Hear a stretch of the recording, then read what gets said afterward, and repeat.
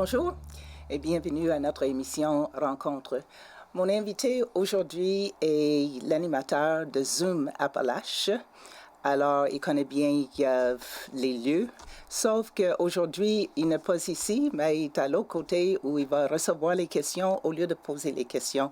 Je suis avec Ghislain Hamel. Salut Ghislain. Bonjour. Est-ce que tu aimes ça, l'autre côté? Ben, c'est le fun. Je peux sentir un peu ce que mes invités ressentent. Exact. Non, c'est parfait. Souvent, mes invités ne sont pas natifs de Thetford, mais toi, tu es natif d'ici. Oui, je suis natif de Thetford. Et donc, et tu es resté, tu as dit, dans le quartier Saint-Maurice? Oui, je suis né dans le quartier Saint-Maurice, dans le vieux Saint-Maurice, sur la rue Victoria. Les gens âgés se souviennent probablement de la rue Victoria, mais les plus jeunes n'ont pas connu ça. Pas du tout. Après ça, moi j'avais 7 ans quand on a déménagé dans la rue Robinson. Et ça, C'était dans le deuxième Saint-Maurice. Quand tu dis dans le deuxième, parce que c'est ça, moi je ne savais pas que le Saint-Maurice a été déménagé 2 fois. Oui. Donc, la première fois, j'ai appris que c'était dans les années 50 ou dans les années 50. C'est quand une des propriétaires de la mine Johnson, Pearl Johnson, est décédée. Elle, avant de décéder, elle avait un magasin et une immense maison. C'était pratiquement un château. Et puis, elle ne voulait pas. La mine, il fallait qu'elle prenne l'expansion où sa maison et le magasin étaient. Mais elle ne voulait pas. Alors, quand elle est décédée, ses frères, qui étaient propriétaires de la mine Johnson à l'époque, ont dit, bon, là, c'est le temps, on agrandit la mine. Alors, ils ont déménagé le quartier Saint-Maurice. Ils ont déménagé à peu près, je dirais, la moitié. Ils ont déménagé jusqu'à la rivière Bécancour, ou presque, pour la première fois. La deuxième fois, là, tout Saint-Maurice y a passé au complet. C'est tout ce qui restait. Là. C'était vraiment, quand tu prends la rue Johnson, ben, c'était l'autre côté. OK, l'autre côté. Ouais. Il y avait l'église qui était là, il y avait l'Académie Saint-Maurice. Dans le vieux Saint-Maurice, il y avait l'école modèle. Puis elle a été remplacée par l'école Diouville. Oh, c'est définitivement avant mon temps. Oui. Ben, c'est dans les années 56, 7, 8, dans ces années. Parce que moi, je me souviens, la deuxième fois, c'était au début des années 70. Oui. Puis quand je m'en allais travailler ou quelque chose, on suivait des fois une maison. Ouais. Mais qu'est-ce que ça fait de voir que ta maison partir? Est-ce qu'il y a eu un impact? Ça fait de quoi que de perdre la place où toi, tu as connu, puis... je te dirais pas vraiment pour la première. La deuxième, ben là, j'ai été là pendant 12 ans. C'était mon quartier. C'était mes amis. C'est ça. Mais je suis déménagé à Montréal avant que le deuxième déménagement se fasse. Alors, la coupure était déjà faite pour moi. Était déjà fait, OK. À l'école, c'était quoi les matières, les sujets préférés pour toi, pour Ghislain? Il y avait le français que j'aimais bien, l'histoire, la géographie. Okay. Ça, c'était mes matières préférées. Les matières préférées. Et est-ce que tu pratiquais des sports? Qu'est-ce que tu faisais dans le temps libre, parascolaire? Ben, on jouait du hockey. À cette époque-là, tout le monde jouait ensemble. Tout le monde, hein? Quand il y avait une tempête de neige, il y avait un hangar où il y avait des grattes d'entreposés puis des pelles. Puis quand la neige tombait, ben là, tout le monde s'en allait à la patinoire. Des fois, on pouvait être 30-35 jeunes. On se prenait chacun soit une gratte ou une pelle. Puis on grattait à la patinoire pour ceux qui avaient pris les grattes. Puis ceux qui avaient les pelles, ben, ils pelletaient la neige à l'extérieur de la patinoire. Il n'y avait pas de Zamboni, il n'y avait rien, là. Non, ça, c'était avant, puis c'était avant le temps d'Internet, puis les téléphones cellulaires et tout ça aussi. Exact. Puis il y avait aussi, dans la cour d'école, du soccer. Du soccer style ballon on jouait sur la neige. L'été, on jouait Oh, pas soccer, ça. OK, sur la neige. Ouais, OK. dans la cour qui était grattée, là, mais c'était pas les règlements du soccer d'aujourd'hui, là, mais c'était quand même, on pourrait appeler ça du ballon-pied. OK. Parce qu'à Puis on cette jouait époque, beaucoup. oui, c'était beaucoup dehors Ouais, ensemble. Tu as fait carrière avec la Sûreté de Québec, Oui. mais qu'est-ce qui te pointait ou qui te pointait? Comment est-ce que c'est arrivé que tu as décidé ça? Ah, quand j'ai laissé l'école, moi j'avais fait mon cours pré-technique à l'école de métier, qui est maintenant la Maison de la Culture à Thetford. OK. Et puis, j'avais pas idée vers où m'en aller. J'aimais un peu la menuiserie. J'avais essayé 6 matières qui se donnaient là, à l'école de métier à l'époque. OK. Il n'y avait rien vraiment qui m'attirait. Et puis, j'avais déjà un emploi temporaire à l'école secondaire comme concierge. Alors, M. Benoît Paquette, qui était responsable du ménage à cette époque-là, qui avait le contrat, m'avait offert de travailler pour lui. Fait que j'avais accepté. J'ai fait ça à temps plein pendant 1 an et demi. J'aimais ça. C'était un travail qui était intéressant. Ça me donnait l'occasion de penser beaucoup. On travaillait toujours tout Est-ce que seul. tu travaillais le soir? Oui, le soir. OK. Et puis, mais par contre, à cette époque-là, il y avait beaucoup de publicité pour la Sûreté du Québec. Ils cherchaient du personnel. OK. Puis on écoutait la radio, évidemment. Fait que ça m'a attiré un peu. J'ai regardé, je me suis informé. Dans le bureau de l'orienteur, il y avait des dépliants. J'ai regardé ce que c'était. Ça m'intéressait. Puis je me suis mis à y penser sérieusement. Finalement, j'ai appliqué, puis on m'a choisi. OK. Est-ce qu'il y avait un test à passer? Il y avait des tests, puis il y avait aussi la grandeur. À l'époque, ça prenait 5 pieds 8. Mais moi, j'étais juste sur la ligne. J'avais 5 et 8, bien juste. Ah oui? Oh Je mon pense Dieu! qu'ils m'ont mesuré 3 ou 4 fois. As-tu mis un peu sur les talons pour être sûr que tu passais? Ils nous surveillaient pour pas qu'on le fasse. Mais tantôt, on parlait de stress. J'ai oublié ce fois-là, mais quand il m'a fait remonter sur la plateforme pour me mesurer, les 3 ou 4e fois, là, je commençais vraiment à stresser en me disant, je passerai pas à cause de ma grandeur. Mais non, j'avais 5 et 8. Alors là, tu embarques avec le Sûreté. Oui, en janvier 69. En janvier 69, OK. Et toi, là, tu es à Montréal? Oui. Parce que je comprends que tu étais placé à différents endroits. Moi, mais à cette époque-là, la région de Thetford faisait partie du district de Montréal. Oh! Non pas de Québec. Aujourd'hui, c'est le district de Québec, Oui. Ce qui est plus logique. Mais à l'époque, c'était le district de Montréal. Et puis, entre le district de Montréal et le district de Québec, il y avait une compétition qui était forte. Alors, quand il y avait quelqu'un qui provenait du district de Montréal, Montréal le gardait.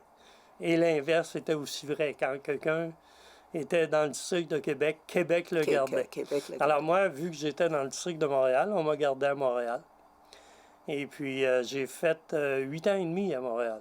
Et tu faisais quoi? C'était quoi le poste? Au départ, j'étais sur l'escouade des services. À cette époque-là, il y avait beaucoup de personnel.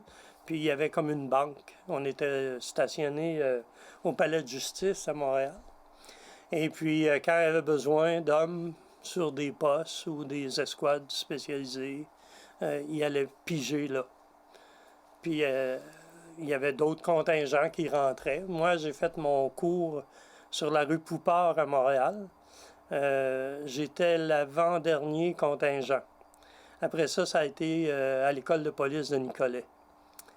Mais moi, j'ai fait mon cours à Montréal. Fait que j'ai fait presque 1 an dans l'escouade des services. On travaillait au palais de justice et on travaillait aussi à Parthenay, à la prison de Parthenay. On faisait de la garde, là. Après ça, j'ai été sélectionné pour aller sur une unité de filature. La filature, ça faisait 1 an que c'était formé. Il n'y en avait pas avant.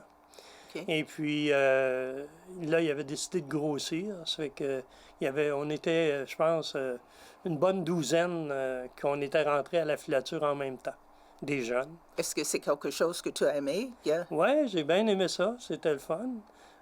C'était incognito. Alors là, j'ai pu me laisser pousser les cheveux. J'ai même eu les cheveux à peu près à cette Oh oui, longueur-là. c'est Ouais. toute une différence. Et puis, c'était le principe de la filature, c'est de voir sans être vu. Exact. Puis en 70, j'ai travaillé beaucoup sur la crise d'octobre, les Felkis à l'époque. On suivait ceux qui étaient réputés faire partie des Felkis, le Front de libération du Québec. Québec, oui. Puis par la suite, dans les années suivantes, là, c'est le côté terroriste ou subversif a disparu un peu. Puis on faisait beaucoup plus de criminels. Ah oui? Oui. Il fallait infiltrer? Non, c'est Non. juste voir sans être vu. Sans être vu. Puis j'ai des bons souvenirs. J'ai des souvenirs d'avoir suivi des gens qui allaient voler une auto. On le voyait voler l'auto. Puis on le laissait faire. Nous, c'était pas notre rôle de l'arrêter, là. OK, Notre rôle donc toi, tu tout simplement disais à quelqu'un d'autre, OK, c'est ça Oui, qui est... on compilait nos observations, puis ça servait de preuve à la cour quand l'individu était arrêté plus tard. Là, j'ai vu des vols de banque. À cette Mais époque, jamais pour intervenir. on n'intervenait pas. Dans les vols de banque, assez souvent, on avait ce qu'on appelait, nous, en anglais, un backup d'enquêteurs qui étaient pour les crimes à main armée, là, les vols à main armée. Alors, quand on disait, bon, OK, ils rentrent dans la banque, là, on se retirait, et puis eux autres intervenaient, puis ils les arrêtaient à la sortie de la banque. J'ai vu ça 2 fois. C'était impressionnant. Hein? Ah, ça, c'est quelque chose, Ouais. oui. Et Alors, donc, j'ai fait ça pendant 7 ans. OK. Par la suite, là, j'ai déménagé aux îles de la Madeleine. Exact, je me souviens que tu as dit que tu étais affecté aux îles. Puis ça, mais ça, c'est complètement différent parce que c'est une région maritime. Est-ce qu'il y avait la difficulté à s'adapter? C'est une vie qui est différente? Dans mon cas, j'ai pas eu de difficulté. Je venais de marier ma femme, Claire. OK, ça, oui, OK, Puis, donc... on s'en allait aux îles ensemble. Puis on a eu notre première fille là, aux îles. Alors, c'était... Tu t'es bien occupé. Oui, on avait notre cocon. Puis les gens là-bas sont tellement sympathiques que, non, on a eu beaucoup de plaisir à vivre là. Et c'était quoi? Tu faisais le poste? C'était quoi? Là, J'étais c'était pas le... patrouilleur enquêteur. Ah, OK. On faisait de la patrouille. Il n'y avait pas d'enquêteur attitré. C'était le chef de patrouille. On travaillait à 2. Puis le chef de patrouille était aussi enquêteur. Fait que quand il y avait des petites enquêtes, puis il n'y avait pas une grosse criminalité là-bas. Non, j'imagine que non. Donc, c'était beaucoup plus tranquille. Est-ce que c'était moins intéressant que quand tu étais à Montréal? Puis... C'était complètement différent. OK. Parce que j'avais jamais travaillé en uniforme, à l'exception des premiers mois où j'étais rentré dans la sûreté. Après Oui. ça, j'étais toujours en civil. Là, aux îles, j'étais en uniforme avec les cheveux courts. Et puis, je faisais la patrouille, puis je rencontrais les gens. J'ai adoré aussi travailler aux îles. Ça a été une belle expérience. Et ça, là, tu étais là combien de temps? 2 ans et demi. OK. On pouvait, aux îles, à l'époque, c'était 2 ans minimum, 3 ans maximum. Alors, passer 2 ans, même si tu aimais ça, mais là, tu commençais à regarder pour aller ailleurs, parce que au bout de 3 ans, c'est sûr Tu savais qu'il fallait quitter. C'est ça. Puis on était mieux de choisir notre place que de s'en faire donner une. Et ta place, c'était où? J'ai appliqué à Québec sur l'écoute électronique avec les écouteurs. Oh, OK. Puis j'ai été là pendant 2 ans. Ça, c'est l'écoute nationale, internationale ou c'est provincial? C'est provincial. OK. C'est encore de la criminalité. Ça prend un mandat d'un juge pour avoir un mandat d'écoute. Et puis, c'est la seule manière de compléter des preuves. OK. En principe, là, quand le juge l'accorde, c'est la seule manière qui reste pour avoir une preuve. On a fait des fois des évadés de prison. Là, il y avait 2 ou 3 endroits où on faisait de l'écoute. Puis, on pouvait, de cette façon-là, la personne appelle ses parents ou ses amis, puis on le retraçait comme ça. Ah, OK. Mais j'ai aimé ça aussi. Ça a été une belle expérience. Est-ce qu'il y avait une place ou l'autre que tu aimais plus? Tu as dit, ah, ça, j'aurais aimé rester là tout le temps? Ou le Non, changement? pas vraiment. Non. Le changement, c'était bien. Quand c'était le temps de changer, c'était le temps de changer. Tu as dit que ta femme, je me souviens, elle était enseignante. Oui. Donc, est-ce qu'elle enseignait quand c'était aux îles de la Madeleine? Non. Il n'y avait pas de poste disponible. OK. Donc, elle a commencé à Québec? À Québec, oui. Quand on a déménagé à Québec. Et là, après mon 3e enfant, ma 3e fille, quand Maude a commencé la maternelle, Claire a commencé à s'impliquer à l'école. C'est par de la suppléance. À Québec, c'était plus de la suppléance. OK. Mais après Québec, mais vous êtes venu à Thetford. Exact. On est revenu dans notre bercail. Dans le bercail. Exactement. Donc là, elle a eu un poste pour enseigner. Oui. Et c'est à ce moment-là que vous êtes allé à Saint-Jean-de-Brébeuf? Ou est-ce que quand on est déménagé de Québec, moi, j'avais acheté la ferme où j'habite encore. J'avais acheté ça en 1976. C'est pas d'hier. Et puis, on a fait construire en 1992 la résidence que j'habite encore. OK. Puis, on s'est installé là. Alors, toi, tu as fait combien d'années à Québec, à Thetford? Thetford, j'ai fait de 92. Je suis arrivé en novembre 91, puis j'ai pris ma retraite au mois d'août 98. Tu as pris la retraite tôt, jeune. J'avais 30 ans de police de fait. Puis, à cette époque-là, j'aurais pu faire encore 2 ans. Le maximum, avec la loi de police de l'époque, c'était 32 ans maximum. Alors, la conjoncture était bonne. Oui. Le territoire venait de changer. Avant ça, le territoire de la région de Thetford, ça comprenait Saint-Ferdinand, Saint-Pierre-Baptiste. Ça comprenait pas East Broughton. Ça comprenait pas d'Israéli. Mais quand ils ont fait les territoires en fonction des MRC, ça venait de changer. Okay. Alors, à ce moment-là, j'étais enquêteur, moi, puis là, je me suis dit, bon, je trouvais que la conjoncture était bonne pour quitter. Parce que là, c'est long à apprendre les réseaux criminels de chacun des milieux. Je connaissais le réseau criminel de Saint-Ferdinand, mais je ne connaissais pas le réseau criminel de Disraeli, ni celui de East Broughton. Disraeli était plus du côté de Sherbrooke, puis East Broughton était plus du côté de Québec. Alors, j'aurais eu pendant 2 ans à apprendre ça. Apprendre tout ça. Donc, c'était le temps de tirer tes références. C'est ce que je me suis dit et c'est ce que j'ai fait. C'est bien. Est-ce que tu as pris le temps, parce qu'après ça, tu es devenu commissaire, tu as changé le piste, mais est-ce que tu as pris le temps juste de relaxer et dire, OK, prendre des vacances ou juste rester calme sans rien faire? En fait, j'ai pris des vacances durant l'été.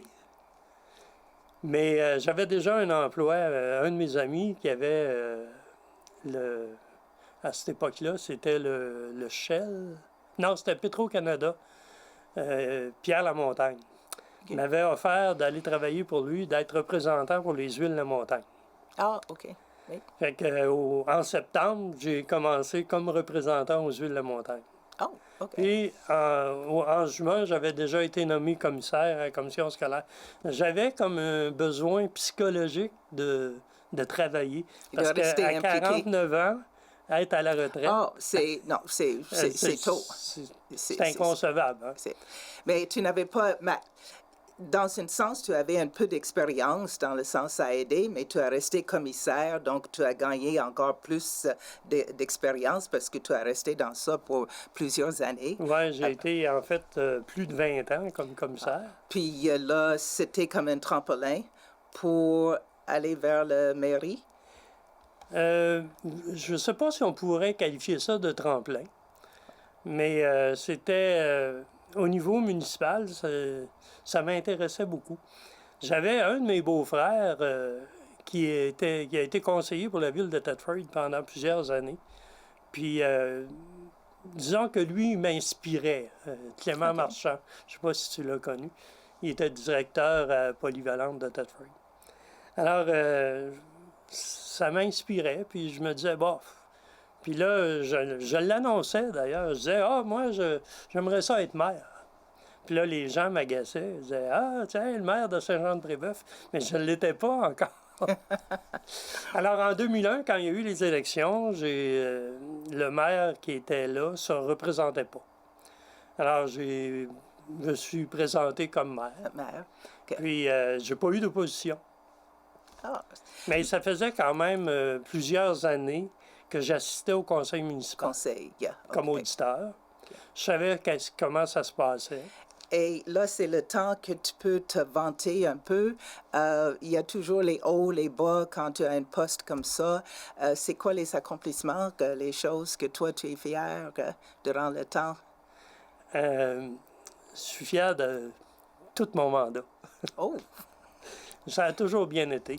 J'ai eu très peu d'anicroches au cours de mon mandat. J'espère pas en avoir d'ici la fin, parce que on est dans la dernière année là, du mandat. oh, OK. C'est mon 5e mandat que je vais avoir complété.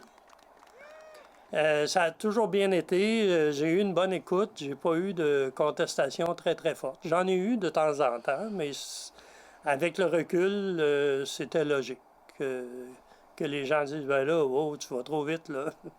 Parce que j'avais le goût de développer, de redonner un peu de fierté.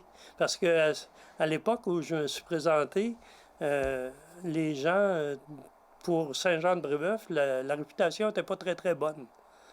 Et j'avais le goût de relever cette réputation-là. Puis, effectivement, ça n'a pas été très, très long que la réputation était pas mal meilleure. OK, excellent. J'ai lu dernièrement que je pense que c'était au printemps, le restaurant qui était aux quatre coins était offert à quelqu'un.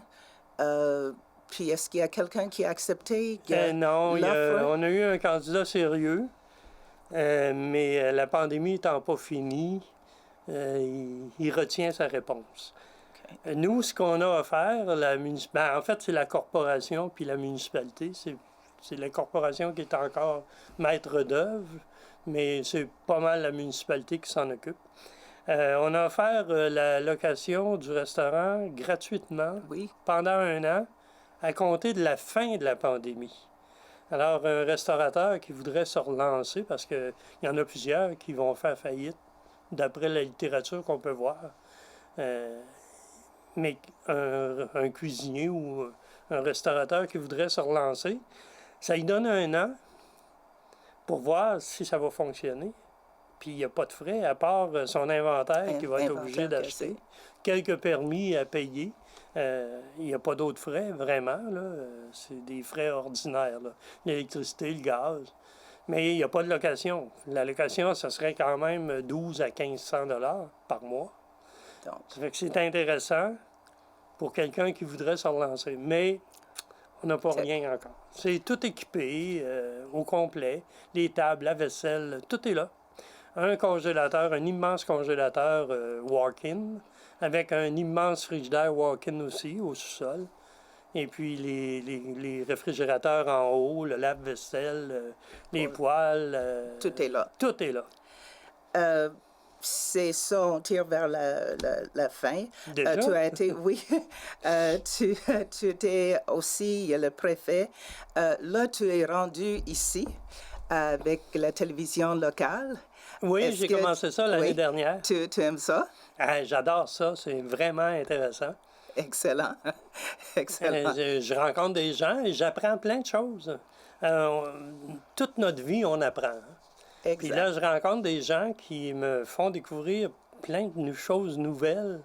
Et je trouve ça intéressant. Puis surtout que le média, la télé, permet de le partager. Mais en tout cas, Ghislaine, tu sembles avoir trouvé le rythme et tout dans bonne continuité. Et je suis content que tu es ici parmi l'équipe. Merci beaucoup. C'est moi qui te remercie, Thérèse. Au plaisir. Et merci à vous, les auditeurs. Ceci termine notre émission aujourd'hui. Donc, soyez les nôtres la semaine prochaine pour une autre rencontre.